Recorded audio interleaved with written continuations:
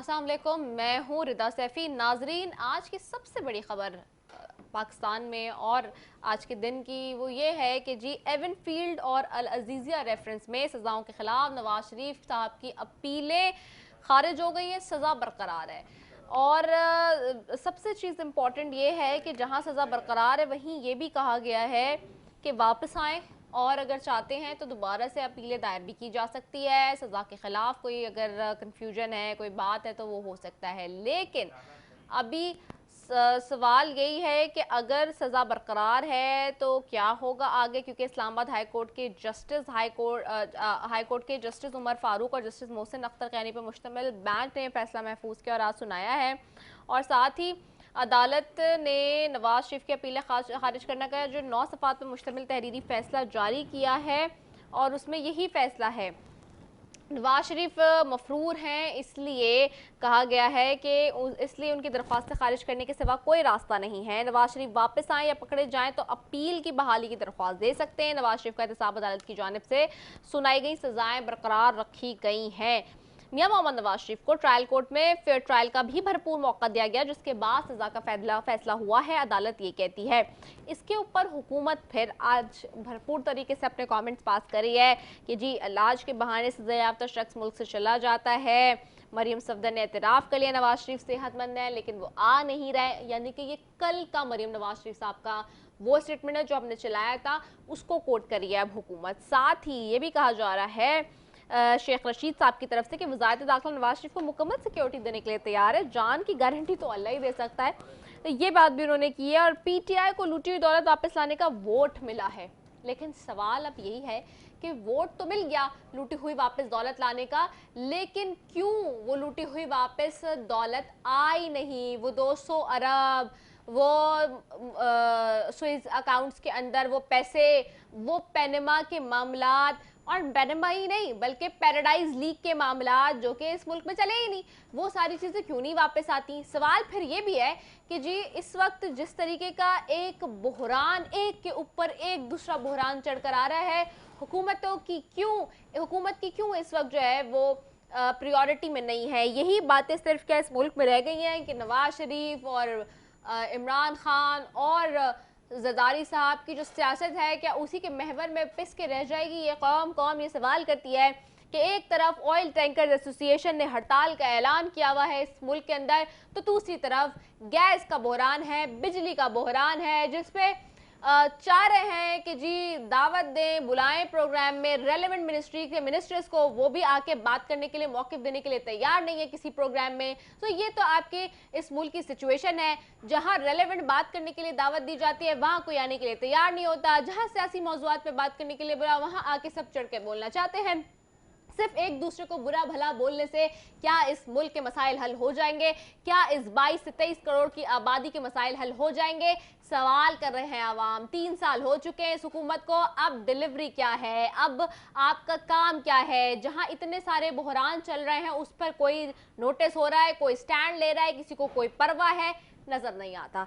Well जी, इसके अलावा speaker कौमी असम्बली ने जी आज हमने ये भी देखा है कि मुतनाज़ा कानून साजी के मामले पर जो जितने भी बात हुए थे, एक तरीके से आप कह लें जो बार बार ये बात की जा रही थी कि जितने भी हुकूमत ने ऑपोजिशन के साथ मुशावरत किए बगैर या फिर उनके साथ एक नुक्ते पे पॉइंट पे बैठे बगैर जितने भी ऑर्डिनेंस के थ्रू पास करा दिए बिल्स, उसके हवाले से जो रिजर्वेशंस हैं सारी, उसके ऊपर भी जी कानून साज कमेटी बनाई गई है, कई मामले पर कमेटी बनाई गई है। लेकिन ये 14 रुकनी पार्लिमानी कमेटीज़ को तश्कील दिया गया, लेकिन सवाल है कि ये पार्लिमानी कमेटी उन मसाइल को हल भी कर सकेगी, जिसकी बात कुछ दिन पहले हमारे प्रोग्राम में कर रहे थे साबिक वज़ीर आज़म शाहिद खाकान अब्बासी भी।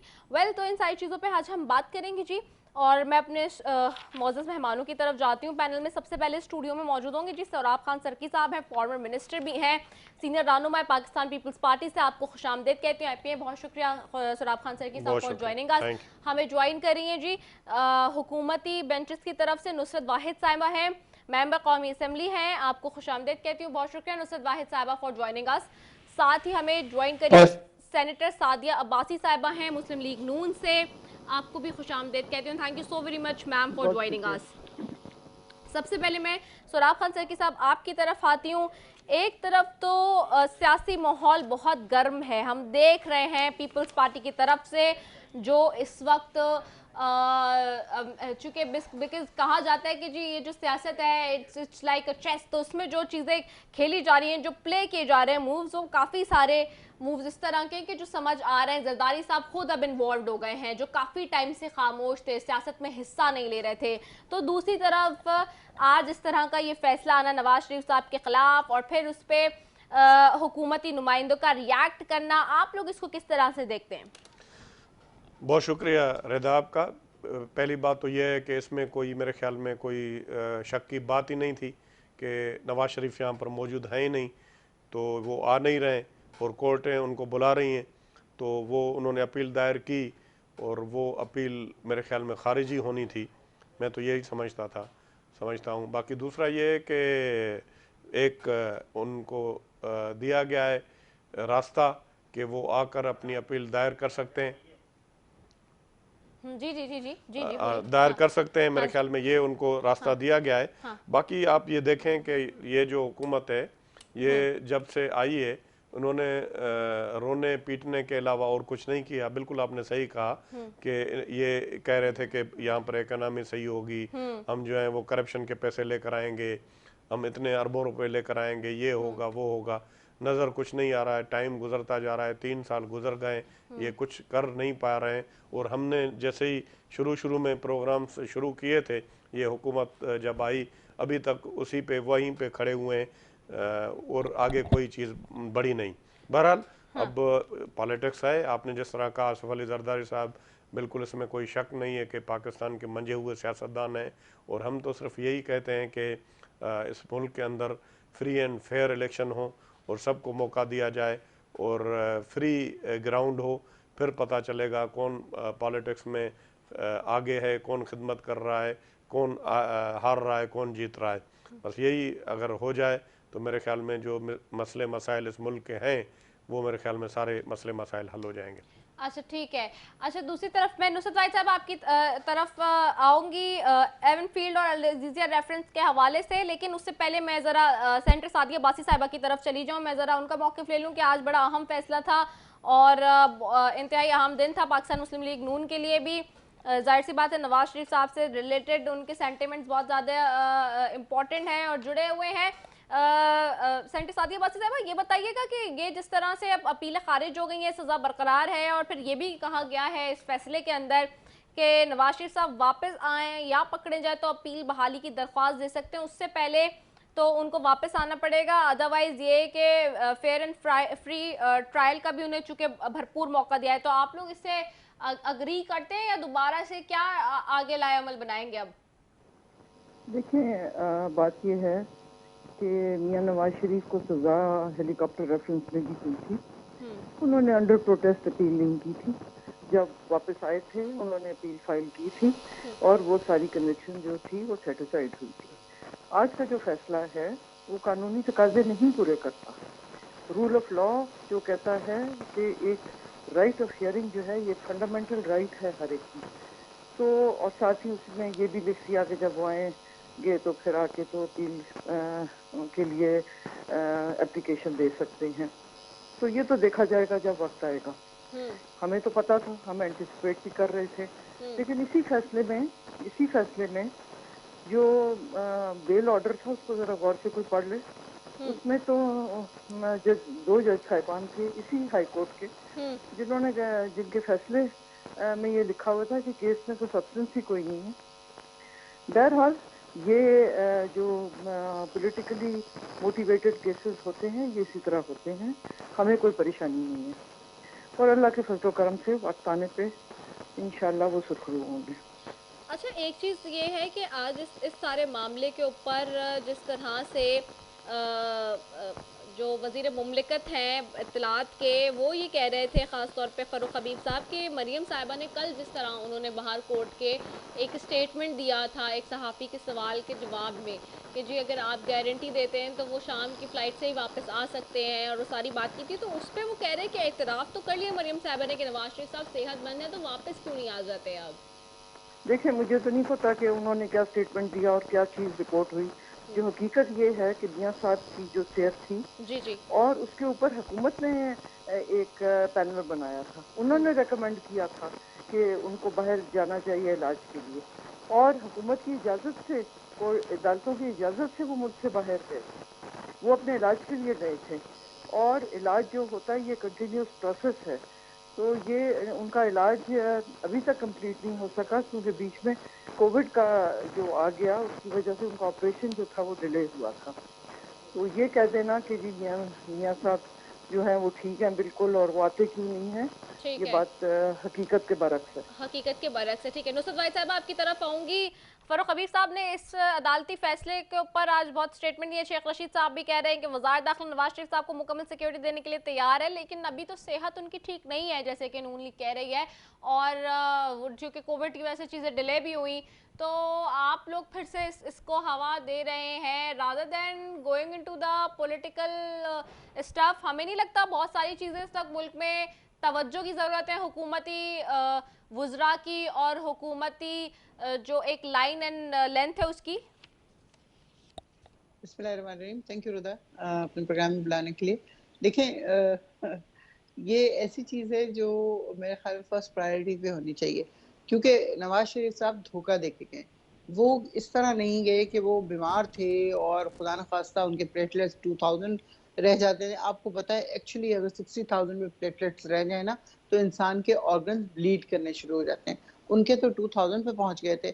और किस तरह उन्होंने मैनेवर किया, ज़ाहिर है हमें पता है कि आजकल इस तरह की दवाएँ, इस तरह के इंजेक्शन होते हैं कि जब आप वो लगा लेते हैं तो आपकी चीज़ें बहुत ज़्यादा नीचे जा सकती हैं। हार्ट अटैक हो जाते हैं लोगों को, हार्ट साइलेंट हो जाता है, उनको दफना देते हैं और उसके बाद वो ज़िंदा सलामत बाहर आ जाते हैं। तो ये इस तरह की चीज़ें बहुत ज़्यादा एडवांस हो चुकी हैं। ये आप वो तो डॉक्टर यास्मीन राशिद हमारे लिए साहिबा कोई उस ऐसी बोर्ड का नई चीज़ हिस्सा नहीं थी है। ना? यास्मीन राशिद हों या कोई भी हो, जो तो उनका अपना डॉक्टर जाता था उनको इंस्पेक्ट करने, और उसके अलावा किसी को इजाज़त नहीं थी। नहीं, रिपोर्ट्स ये आपको वगैरह याद और होगा। कंडीशन तो उन्होंने देखी थी ना? रिपोर्ट्स तो ज़ाहिर है वो जो बताएगा ना, जो नहीं रिपोर्ट वो नहीं, बताएगा, यास्मीन जो राशिद बना के साहिबा ने देगा तो होगा। कंडीशन इस देखी तरह थी। नहीं, वो हाँ। अंदर नहीं जाती थी, अंदर कोई भी नहीं जाता था। ये पक्की बात है, किसी ने उनको एग्ज़ामिन नहीं किया है सिवाय उनके पर्सनल डॉक्टर के। और दूसरी बात ये कि जब वो यहाँ से गए हैं और जिस तरह वो सीढ़ियाँ चढ़ के गए हैं, और वो एकदम नज़र आ रहा था कि वो बीमार आदमी नहीं है। उसके बाद कोविड आ गया, चलो जी बहाना बन गया कोविड का। लेकिन तो क्या फिर प्राइम एक मिनिस्टर ने दफ़ा क्यों हॉस्पिटल जाने नहीं जा दिया, सकते? मना कर देते पूरी उसी दुनिया वक्त? यहाँ से इलाज करवाने जाती हाँ। है। आपको पता है जो इनके प्राइम मिनिस्टर थे, जिनकी एयर ब्लू है, क्या नाम है उनका? जी, शाहिद खाका नबासी साहब। जी, शाहिद खाकान अब्बासी। वो अमेरिका गए अपने बहनोई और बहन को देखने कोविड के उसमें, और फिर इनके पास आए और इनसे बातचीत की और वापस पाकिस्तान आए। तो लोग सफ़र करते हैं, ऐसी बात नहीं है कि कोविड में सफ़र नहीं हो सकता या आप हॉस्पिटल नहीं जा सकते। जब बाहर जाके पिज़्ज़ा खा सकते हैं या बाकी चीज़ें खा सकते हैं, तो हॉस्पिटल क्यों नहीं जा सकते? डॉक्टर ही आ जाए घर देखने के लिए। एक दफ़ा उनका एग्ज़ामिनेशन नहीं हुई है, एक दफ़ा उनको कोई डॉक्टर नहीं देखने आया। कोई इलाज की कोई सूरत ही नहीं है, because he is perfectly alright. कोई बीमारी नहीं है उनको। आपने देखा अभी परसों-तरसों जो शहबाज शरीफ साहब 3 दिन लगातार लगे रहे और चौथे दिन 1.5 घंटे से ज़्यादा ऑलमोस्ट 2 घंटे की तकरीर की। कमर के दर्द वाला आदमी, कैंसर पेशेंट, इतनी देर बोल सकता है? और इस तरह खड़े होके बोल सकता है कि उसको कमर का कोई दर्द ही फ़ील ना हो रहा हो? तो ये सारी ऐसी बेकार की चीज़ें हैं, ड्रामेबाज़ी है सारी। बीमार-शिमार होना इज़ समथिंग डिफरेंट, कि ये सिर्फ़ मुल्क से भागने के लिए इस किस्म की बातें होती हैं, और वो भाग गए, और वो क्यों आएँगे वापस, मुझे बताएँ आप? यहाँ पे पहले आए थे जी, वो बिल्कुल आए थे, अपनी बेगम को बीमार छोड़ के आए थे, सब कुछ उन्होंने किया था, लेकिन उसके बाद उन्होंने फैसला किया कि वो जा रहे हैं, तो वो बट चले गए, नुसरत, बस बात डोंट खत्म। यू रियली थिंक कि देखिए उस बोट के अंदर there were lot of doctors, not only the doctor of Mian Nawaz Sharif was there, but there the people of the Shaukat Khanum as well, the doctor बिल्कुल, यास्मीन राशिद बिल्कुल, was there doctor and the Faisal भी थे, reports have Yasmin भी आल्सो थी, been बिल्कुल। Reviewed. और जैसे कि जाते जाते आई रिमेंबर कि जी खोसर साहब जो स्टेटमेंट देके गए थे द लास्ट चीफ जस्टिस के, उन्होंने कहा कि जी prime minister himself give this permission to the Mian Nawaz Sharif के वो बाहर जाएं, हमने नहीं किया। उन्होंने तो कोर्ट्स बिल्कुल, को भी सिचुएशन इस क्लियर किस्म करा की आ दिया रही था थी। जी। देखें, और सिचुएशन फिर इस किस्म बीमार की आ तो रही है ना थी, जो लोग, कुलसूम रिपोर्ट्स इस नवाज किस्म की साहिबा के बनाई जा टाइम रही पे भी थी। आप लोग ये कहते डॉक्टर थे। डॉक्टर फैसल हों या डॉक्टर यास्मीन हों जी। या इनके अपने डॉक्टर्स हों, उनमें से कोई भी किसी ने उनको एग्जामिन नहीं किया। सिर्फ उनका वो जो डॉक्टर है वो गया उनके पास और उसने जाके तो बोर्ड बातचीत क्यों की और बनाया इस था तरह फिर, वो अगर फिर एग्जामिन ही नहीं जो किया भी रिपोर्ट हुकूमत ने? बनी। This is something very new for me today. अगर ऐसा ही था तो बोर्ड क्यों बनाया गया फिर हुकूमत की तरफ से? बोर्ड तो वो आके सारी चीजें बता रहा था कि ये हो गया, ये हो गया, ये हो गया। उस पे बोर्ड जो देख रहा था उस पे वो कह रहा था कि ये जाहिर है बहुत बीमार है, ये तो खुदा न खास्ता मर जाएंगे। अगर मर गए तो फिर एक और भुट्टो जिंदा हो जाएगा, फिर क्या करेंगे? तो इसलिए उनको बाहर भेजा गया था। अच्छा ठीक है। डॉक्टर सराफ मैं खान साहब, do you agree with the point of मैं व्यू ऑफ द मैं government which are saying? I am sorry, दोनों के ये सब लफ्ज़ों की सिर्फ है कहानियाँ आप ये सुन रही हैं, और वो जो भी कहानियाँ मेरी बहनें जो भी कह रही हैं ये सिर्फ अपनी पार्टी का दिफा कर रही हैं। हकीकत पे ये चीज़ें मबनी नहीं है। पहली बात ये है कि ये आप रोक नहीं बता सके दें। हमें। मैं आपको बताता हूँ, अगर आप की हुकूमत है मेरी बहन, और हुकूमत में आपने बोर्ड बनाया है, आप फिर ये कह रही हैं कि वो यहाँ से फ्रॉड करके चले गए, ये तो फिर आपकी नाअहली है, आपको जिम्मेवारी उठानी चाहिए, उसको नहीं जाने देना चाहिए जी था। जी। अच्छा, दूसरी वो मेरी जो बहन कह रही हैं, वो कह रही हैं अभी तक बीमार है, वहाँ पर ठहरे हुए हैं। अभी ये कहें बस ठीक है, अब ये पॉलिटिकल हालात ऐसे हैं, वो जो हैं हालात पॉलिटिकल ऐसे हैं, उन हालात में वो वापस नहीं आ सकते हैं।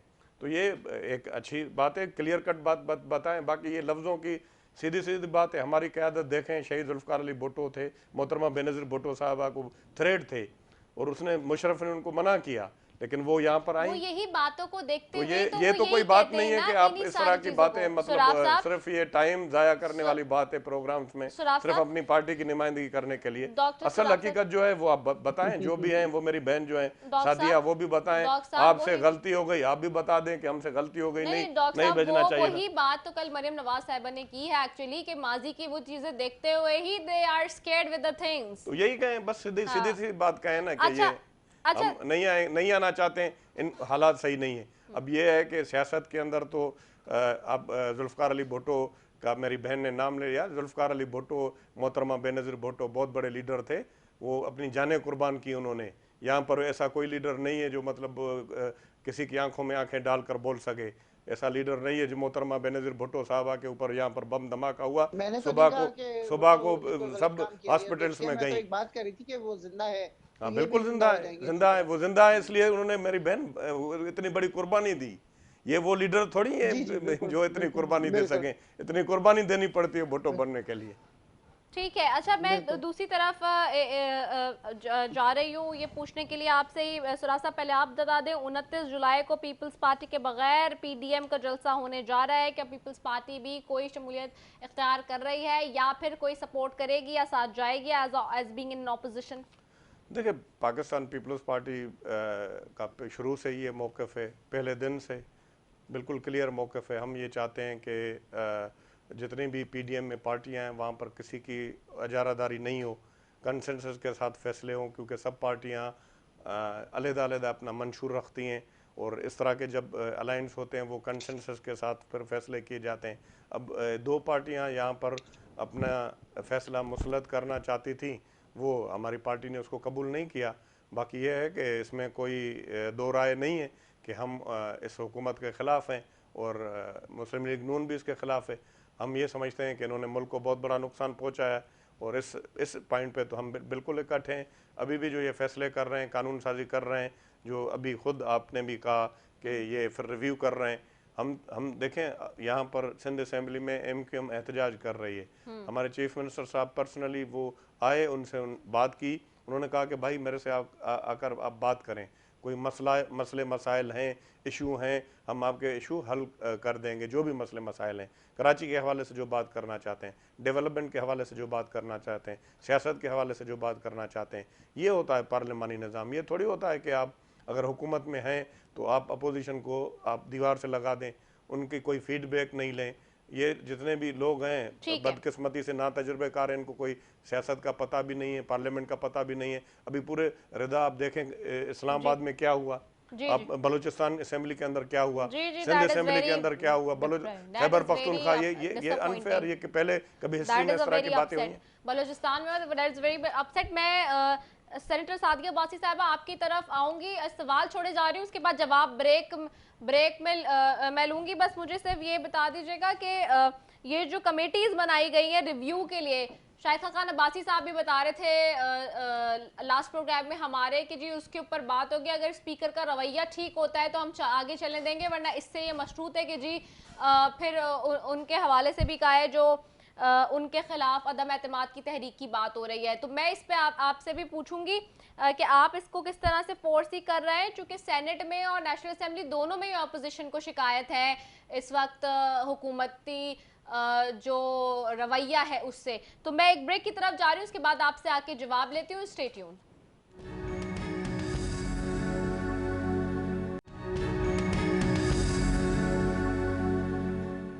वेलकम बैक नाजरीन। और जाते हुए मैं सेंटर सादिया अब्बासी साहिबा की तरफ सवाल छोड़ के गई थी और उन्हीं की तरफ आऊँगी। रिव्यू का मामला है, कमेटीज़ बनाई गई हैं, स्पीकर का जो किरदार है वो काफ़ी मुतनाज़ समझा जा रहा है और सेनेट और नेशनल असेंबली दोनों में ही अपोजिशन को बहुत शिकायत भी हैं। मैं आपकी तरफ आऊँगी सेंटर सादिया अब्बासी साहिबा, बताइएगा अब आप लोग इसको किस तरह से देखते हैं सारे मामले को, और चूँकि ऑर्डिनेंस के थ्रू बहुत सारे बिल पास कराए गए और बहुत सारी चीज़ें मनवाई गई हुकूमत की तरफ से और जिसके ऊपर आपको ये तहफ़्फ़ुज़ात हैं, अब आपको लगता है हुकूमत इसके लिए आपके साथ ताउन करेगी भरपूर इस सारे मामले को सॉर्ट आउट करने में?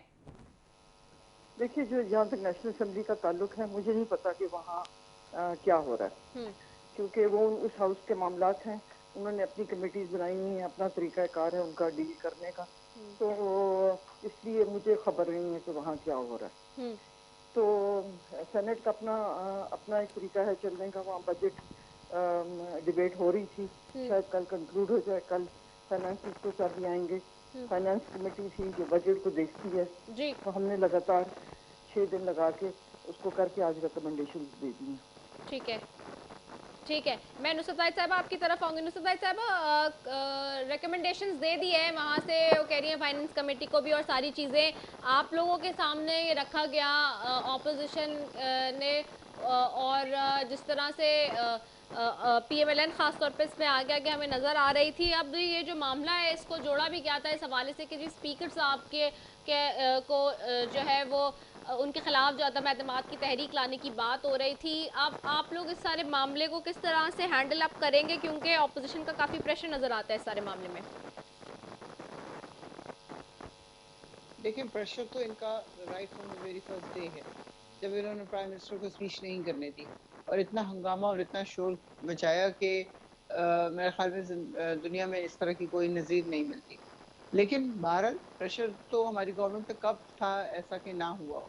कौन सा ऐसा दिन गुजरा है जब हमारे पर प्रेशर ना हो? हम एक चीज़ से निकलते हैं तो दूसरे में पहुंच जाते हैं, दूसरे से निकलते हैं तो तीसरे से पहुंच जाते हैं।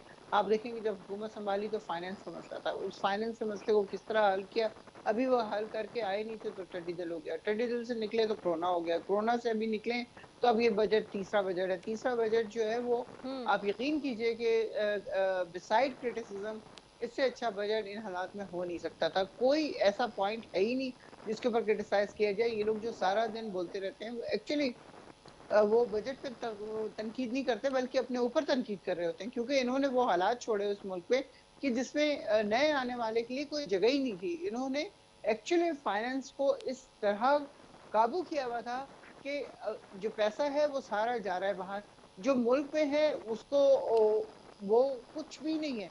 डॉलर को एक खास जगह पे रख के आर्टिफिशियली नोट छापे जा रहे हैं। वो नोट जो है वो जब उनको छोड़ा गया ओरिजिनल उस पर, तो डेफिनेटली डॉलर ऊपर गया, चीजें नीचे आई, महंगाई हो गई। तो ये प्रेशर की बात नहीं करें आप, प्रेशर तो हमारे ऊपर शुरू से, इससे फर्क नहीं पड़ता ये कितना प्रेशर डालते हैं, क्या होता है। और जहां तक स्पीकर साहब की बात है तो ये बिल्कुल रिकॉर्डेड टाइम है कि इनको हमसे ज्यादा टाइम मिला है, अपोजिशन को हमसे ज्यादा टाइम मिला है, क्योंकि ये लोग जब स्पीच शुरू करते हैं तो ये बाज ही नहीं आते, 1.5-2 घंटे बोलते रहते हैं। और हमारा अभी शुरू होता है तो स्पीकर साहब की आवाज आनी शुरू हो जाती है, time is up, time is up, time is up. आखिरकार हम लोग 7 मिनट 8 मिनट 12 मिनट इससे ज्यादा नहीं जा पाते। लेकिन इनके यहाँ इनकी जो टाइम एलोकेशन है उनकी तरफ से वो बहुत बोलते हैं। तो ये मेरे ख्याल में ऐसे गलत एलिगेशन है स्पीकर और डिप्टी स्पीकर के ऊपर, दोनों ही बहुत ज्यादा इनको टाइम देते हैं, बल्कि हमारी तरफ से शिकायत होनी शुरू हुई थी कि स्पीकर साहब उनको इतना टाइम क्यों देते हैं, हमें क्यों नहीं देते।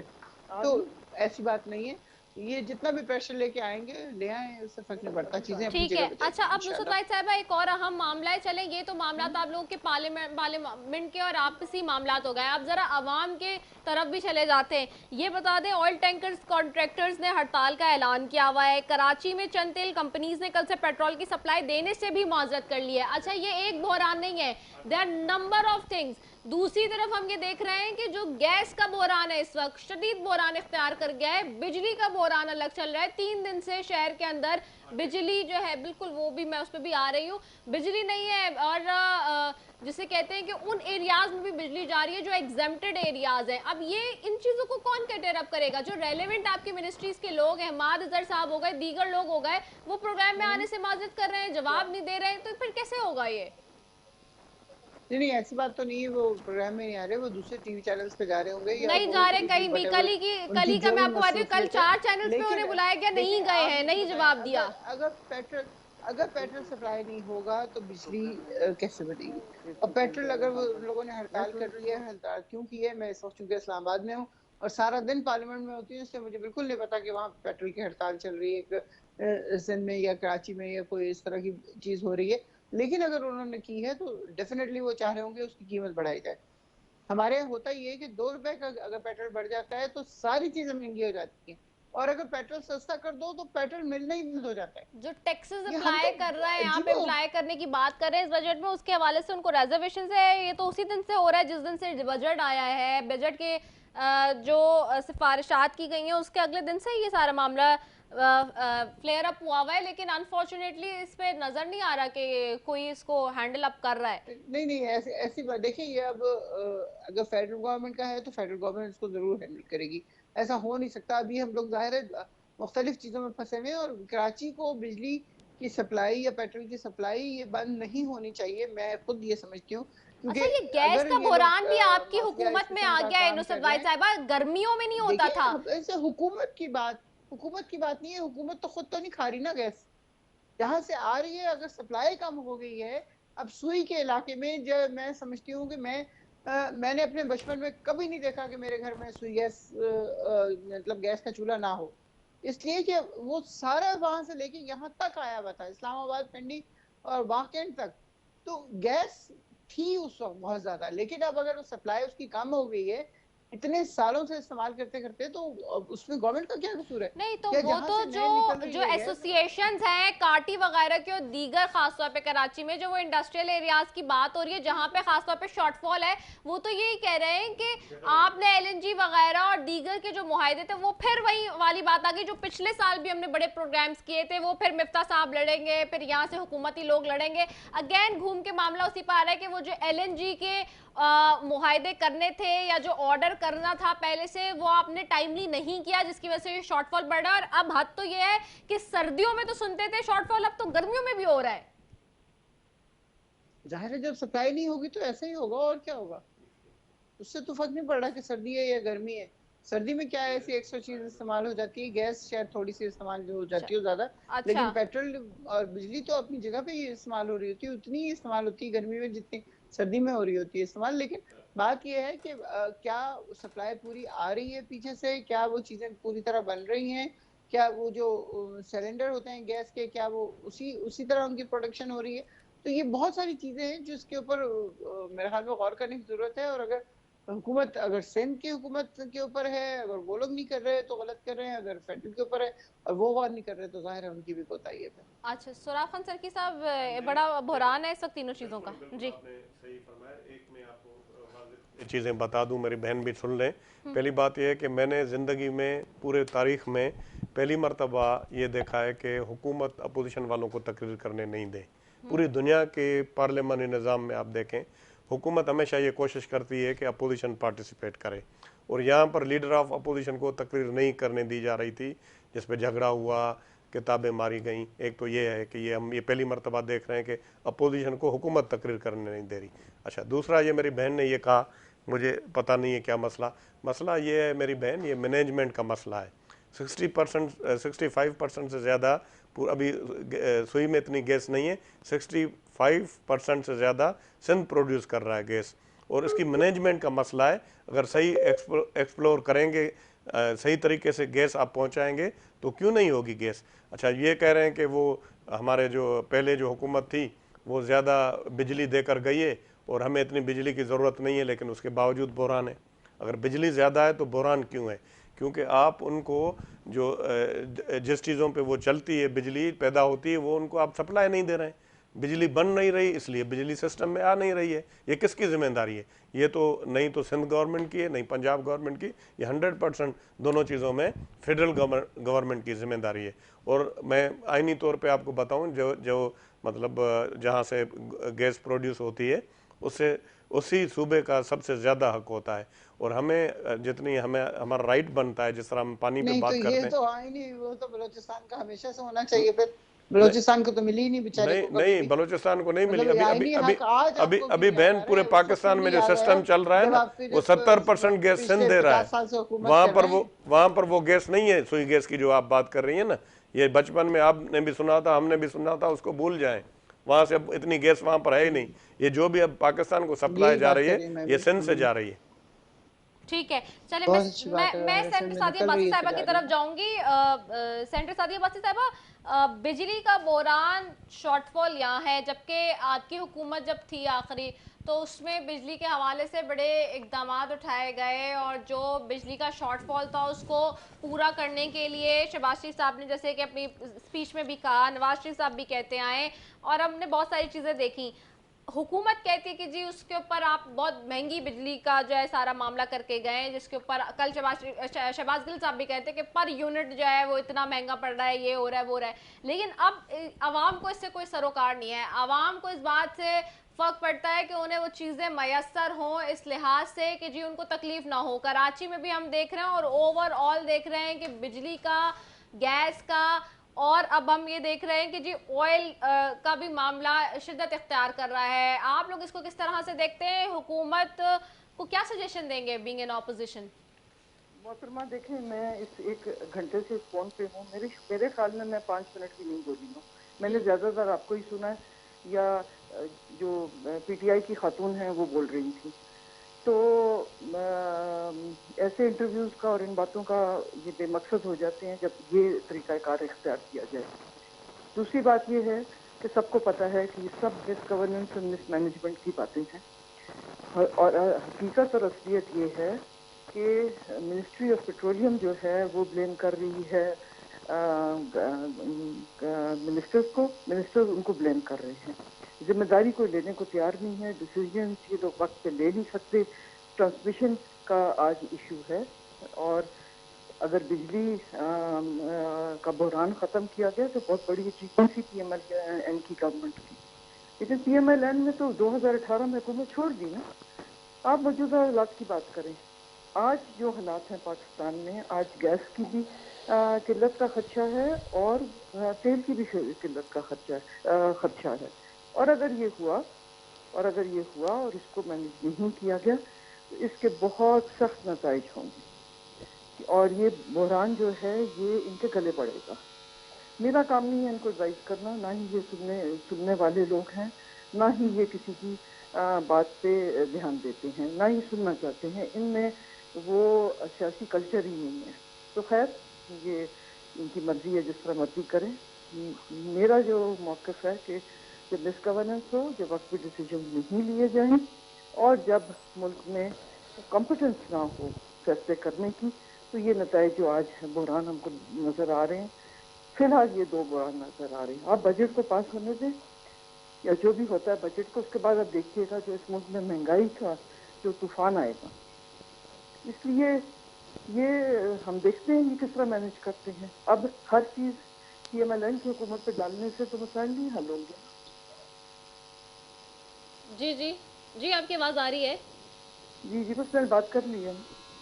बात कर लें। अच्छा, दूसरा ये भी बता दें चले खास तौर पे कि ये जो बिजली की तो बात हो गई, ट्रांसमिशन के हवाले से आपने बात की है। दूसरा ये जो एलएनजी का मामला और गैस का, उसमें भी आपको यही लगता है कि मिसमैनेजमेंट की वजह से ये सारा शॉर्टफॉल जी हो रहा है? बिल्कुल, और पिछले 2 हफ्तों से अखबारात में यही आ रहा है। मिनिस्ट्री ऑफ पेट्रोलियम एक बात कर रही है, जो एंग्रो का टर्मिनल है उसको अंडर द कॉन्ट्रैक्ट उसको रिपेयर्स की ज़रूरत थी, उसको उसका वक्त आ गया था, तो इनको टाइमली डिसीजन ले लेना चाहिए था कि अगर एंग्रो के टर्मिनल से जो एलएनजी की सप्लाई है वो अगर रुकेगी तो उसका मुतबादल बंदोबस्त क्या है।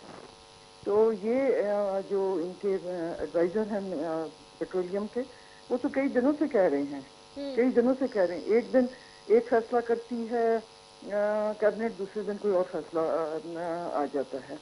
इसलिए ये क्रॉस पर्पसेस पे ये लोग काम कर रहे हैं, जिसका नुकसान मुल्क को हो रहा है।